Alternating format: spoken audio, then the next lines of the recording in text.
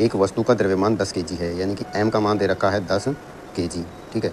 और वह वस्तु 5 मीटर प्रति सेकंड स्क्वायर के त्वरण से चल रही है, यानी कि उसका त्वरण ए दे रखा है कितना, 5 मीटर प्रति सेकंड स्क्वायर।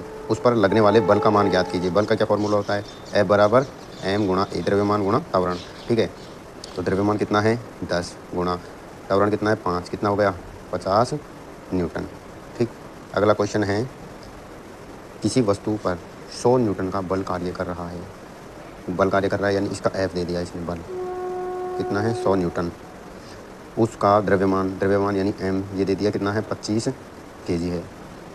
उस वस्तु पर कार्य करने वाले त्वरण का मान ज्ञात कीजिए, यानी कि F बराबर क्या होता है, F बराबर होता है ma, ठीक है। F दे रखा है 100 बराबर m कितना है 25 गुणा a, तो a का मान यहाँ से निकालेंगे तो a बराबर कितना आ जाएगा 100/25 यानी कि 4 मीटर प्रति सेकंड स्क्वायर त्वरण का मान आ गया। नेक्स्ट क्वेश्चन है कि एक व्यक्ति जिसका त्वरण दे रखा है 7 मीटर प्रति सेकंड स्क्वायर से त्वरित हो रही है, व्यक्ति जो है ना उस पर लगने वाला बल दे रखा है 490 न्यूटन है, तो उस व्यक्ति का द्रव्यमान निकालना है, ठीक है। तो F बराबर m a, F कितना दे रखा है 490 बराबर m कितना दे रखा है, m अपन को निकालना है द्रव्यमान, और त्वरण दे रखा है 7, ठीक है। तो इससे m बराबर कितना आ जाएगा 490/7, ये कितनी बार गया 7 बार, यानी कि 70 केजी, ठीक, 70 केजी आ गया। नेक्स्ट क्वेश्चन, एक व्यक्ति विराम अवस्था से, यानी कि उसका प्रारंभिक वेग मान लिया 0 है, उससे लेके अब उसका वेग हो गया 50 मीटर प्रति सेकंड, ठीक है। वेग से कार को चलाता है, उस व्यक्ति का उस गति को प्राप्त करने में उसे 5 सेकंड का समय लगता है, यानी कि समय दे दिया 5 सेकंड, ठीक। व्यक्ति और कार का जो द्रव्यमान यानी m दे दिया, उसका मान है 1000 केजी। निकाय पर कितना बल लगेगा, यानी कि F बराबर कितना होता है ma, ठीक। द्रव्यमान दे रखा है, त्वरण अपन को इसमें निकालना है। त्वरण क्या होता है, वेग में परिवर्तन की दर, यानी अंतिम वेग माइनस प्रारंभिक वेग बटे समय, ठीक।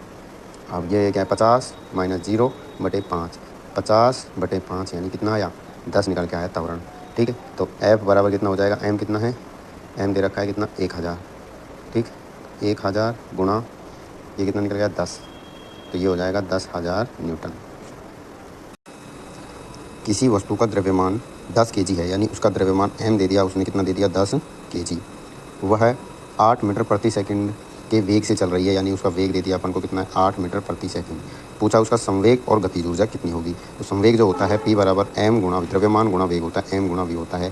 तो m कितना है 10 और v कितना आ गया 8, यानी कितना आ गया, ये आ गया 80 केजी मीटर प्रति सेकंड। अब पूछा गतिज ऊर्जा कितनी होगी। तो गतिज ऊर्जा क्या होती है, गतिज ऊर्जा होती है 1/2 mv²। तो 1/2 m कितना है 10, v² यानी 8 गुणा 8, ठीक है। तो ये गया कितनी बार 4, 8 से 4 बार करेंगे तो 8 चौका 32 और 10 से गुणा करेंगे तो 0। तो गतिज ऊर्जा आ गई 320 जूल, ठीक है।